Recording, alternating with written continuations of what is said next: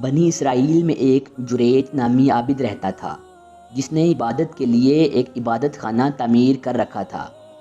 ایک دن وہ نماز پڑھ رہا تھا کہ اس کی والدہ نے آ کر اسے آواز دی کہ اے جریج، مگر وہ نماز پڑھتا رہا۔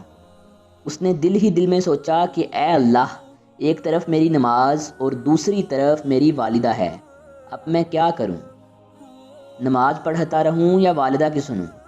لہٰذا وہ نماز پڑھنے میں مصروف رہا۔ جب اس کی والدہ نے دیکھا کہ جریج نماز میں مصروف ہے اور اس کی میری طرف توجہ نہیں ہے تو وہ چلی گئی۔ جب دوسرا دن ہوا تو اتفاق سے پھر وہی معاملہ پیش آیا اور وہ پھر چلی گئی۔ جب تیسرا دن ہوا تو جریج پھر نماز میں مگن رہا۔ اس کی والدہ نے آواز دے کر بلایا، اے جریج، لیکن اس پر کوئی اثر نہیں ہوا، جس پر اس کی والدہ غصہ میں آ گئی اور اسے بد دعا دے دی اور کہا کہ اے جریج، تجھے اس وقت تک موت نہ آئے جب تک تم کسی بدکار عورت کا منہ نہ دیکھ لو۔ اس کی ماں کی یہ بد دعا قبول ہو گئی۔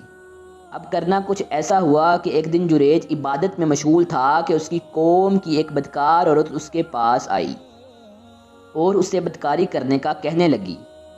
جریج کے انکار پر وہ چلی گئی اور ایک چرواہے سے اپنی خواہش پوری کروا لی، جس کی وجہ سے وہ حاملہ ہو گئی۔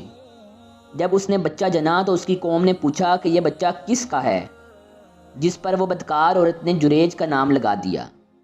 لوگوں نے غصے میں آ کر جریج کو بہت مارا اور اس کا عبادت خانہ بھی گرا ڈالا۔ جریج پوچھنے لگا کہ کیا وجہ ہے، تم لوگ مجھے کیوں مار رہے ہو؟ جس پر ان لوگوں نے بتایا کہ تم نے فلاں عورت کے ساتھ بدفعلی کی ہے، جس کے نتیجے میں اس نے بچہ جنا ہے۔ جریج کہنے لگا کہ اس بچے کو میرے پاس لے آؤ۔